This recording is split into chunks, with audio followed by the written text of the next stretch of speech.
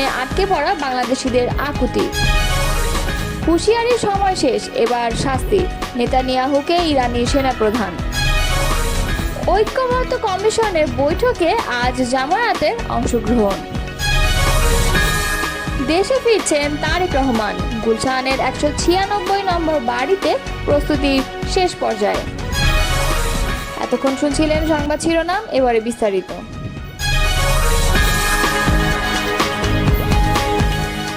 আশেপাশে এখন আর কিছুই নেই, কেবল কূটনীতিকদের কয়েকটি বাড়ি টিকে আছে, কিন্তু আশেপাশে কিছুই নেই।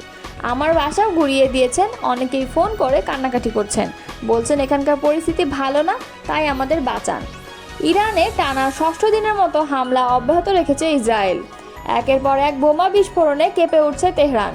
এ অবস্থায় জীবন বাঁচাতে দলে দলে রাজধানী ছাড়ছেন ইরানের বাসিন্দারা। গত কয়েকদিন ধরেই রাস্তায় তীব্র যানজট সৃষ্টি হতে দেখা যাচ্ছে। এদিকে অসংখ্য মানুষ গাড়িতে করে শহর ছাড়তে যাওয়ার পেট্রোল পাম্পগুলোতেও জ্বালানি তেলের সংকট তৈরি হয়েছে। ঘন্টার পর ঘন্টা অপেক্ষা করেও অনেকে তেল পাচ্ছেন না। এমন পরিস্থিতিতে তেহরান থেকে বের হওয়ার জন্য বাংলাদেশ মিশনের সঙ্গে যোগাযোগ করেছেন সেখানে অবস্থানরত অনেক বাংলাদেশি। ইরানের রাজধানী তেহরানে সোমবার ইসরায়েলের হামলায় সেখানকার বাংলাদেশ দূতাবাসে কর্মরত কর্মকর্তাদের বাসভবনও ক্ষতিগ্রস্ত হয়েছে। এর মধ্যে অন্তত একজন কর্মকর্তার বাড়িঘর ব্যাপকভাবে ক্ষতিগ্রস্ত হয়েছে বলে জানা যাচ্ছে। তবে হামলার সময় ওই কর্মকর্তা বাড়িতে না থাকায় প্রাণে বেঁচে গেছেন। তেহরানে বাংলাদেশ দূতাবাসের কর্মকর্তারা মূলত জর্ডান নামের একটি এলাকায় বসবাস করেন, যেটি পড়েছে তেহরানের 3 নম্বর জেলায়।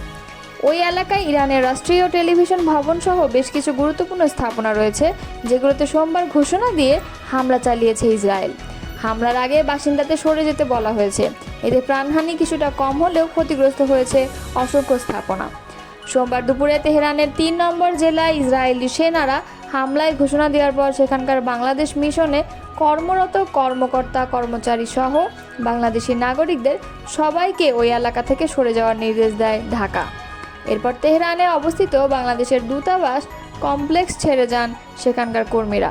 যদিও বর্তমানে তারা তেহরানের অন্য এলাকায় অবস্থান করছেন, কিন্তু ইসরায়েলি হামলার ব্যাপ্তি ক্রমেই বাড়তে থাকায় এখন নাগরিকদের তেহরানের বাইরে সরিয়ে নেওয়ার পরিকল্পনা করছে পররাষ্ট্র মন্ত্রণালয়। আমরা তাদের নিয়ে উদ্বিগ্ন, যারা তেহরানে আছে তারা হামলায় ক্ষতিগ্রস্ত হওয়ার আশঙ্কার মধ্যে আছে।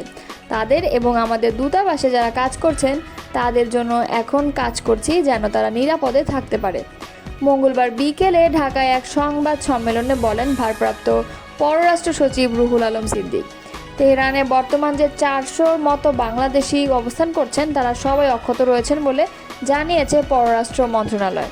তেহরানের বাইরেও কিছু কিছু শহরে হামলার ঘটনা ঘটেছে, ফলে সেসব জায়গা থেকে অন্যকে যোগাযোগ করে নিরাপদ স্থানে সরিয়ে নেওয়ার জন্য আকুতি জানাচ্ছেন কর্মকর্তাদের কাছে। জরুরি প্রয়োজনে তারা যেন যোগাযোগ করতে পারেন সেজন্য হটলাইন চালু করেছে তেহরানস্থ বাংলাদেশ দূতাবাস।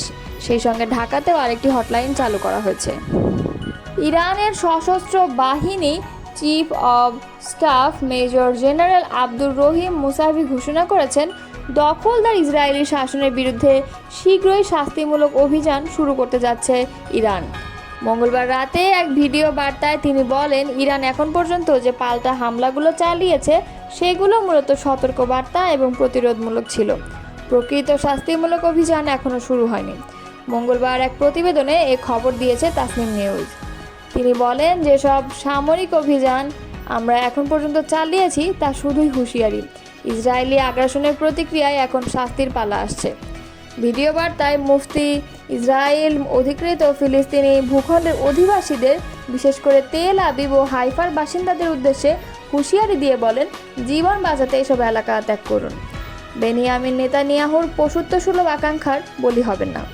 তিনি আরও বলেন, ইরানি জাতি কখনো কোনো আগ্রাসনের সামনে মাথা নত করেনি, ইতিহাস তার সাক্ষী। এবারও বর্বর ইসরায়েল হামলার মোকাবেলা করে তাদের অপরাধের জন্য উপযুক্ত শাস্তি দেবেন ইরান। সংস্কার প্রশ্নে রাজনৈতিক দলগুলোর সঙ্গে মঙ্গলবার জাতীয় ঐক্যমত্য কমিশনের দ্বিতীয় দফা বৈঠকে অংশ নেয়নি বাংলাদেশ জামায়াতে ইসলাম। তবে বুধবার অনুষ্ঠেয় বৈঠকে অংশ নেবে দলটি। এ বিষয়ে ইতিবাচক চিন্তা করছে জামায়াত।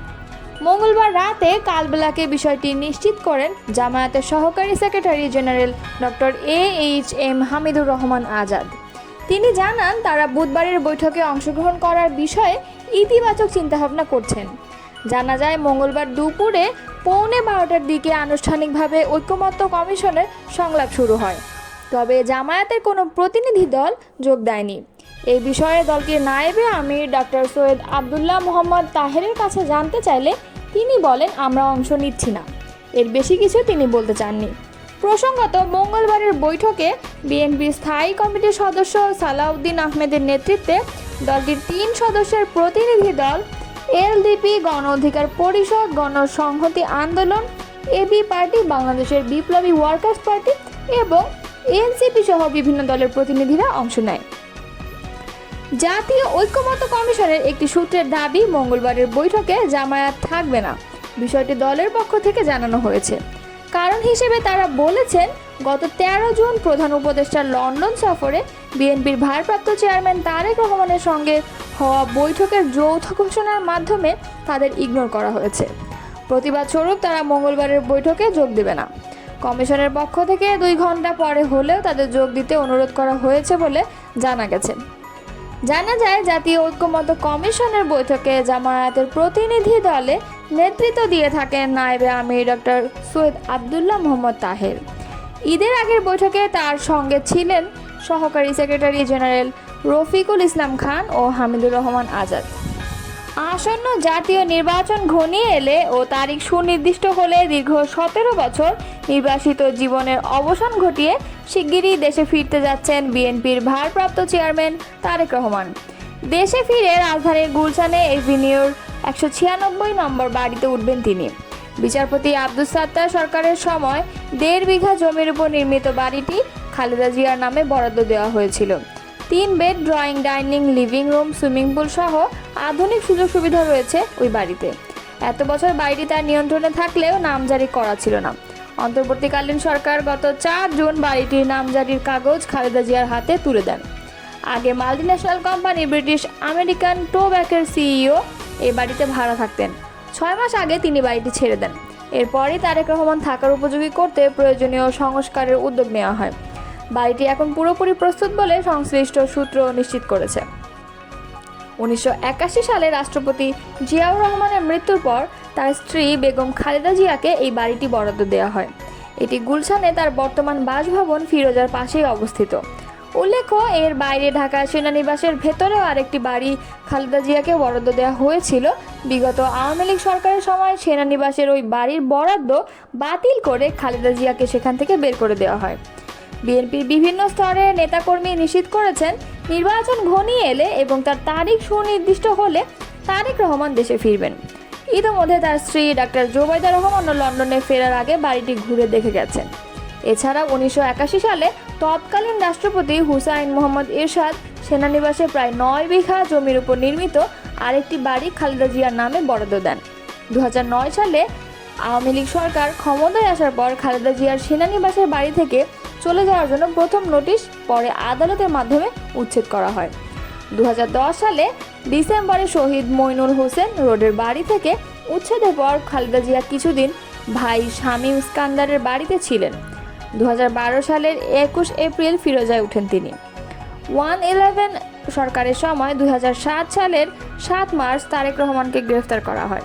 2008 সালের 3 সেপ্টেম্বর জামিনে মুক্তি পেয়ে 11 সেপ্টেম্বর চিকিৎসার জন্য সপরিবারে লন্ডনে যান তিনি। তখন থেকেই সেখানে অবস্থান করেছেন তারেক রহমান। লন্ডনে থাকাকালে 2018 সালের 8 ফেব্রুয়ারি খালেদা জিয়া কারাগারে যাওয়ার পর দলের ভারপ্রাপ্ত চেয়ারম্যানের দায়িত্ব পান তারেক রহমান। প্রসঙ্গত, বিএনপি মহাসচিব মির্জা ফখরুল ইসলাম আলমগীর এবং স্বরাষ্ট্র উপদেষ্টা মোহাম্মদ জাহাঙ্গীর আলম চৌধুরী সম্প্রতি জানিয়েছেন, তারেক রহমানের দেশে ফেরার পথে আর কোনো আইনি বা প্রশাসনিক বাধা নেই।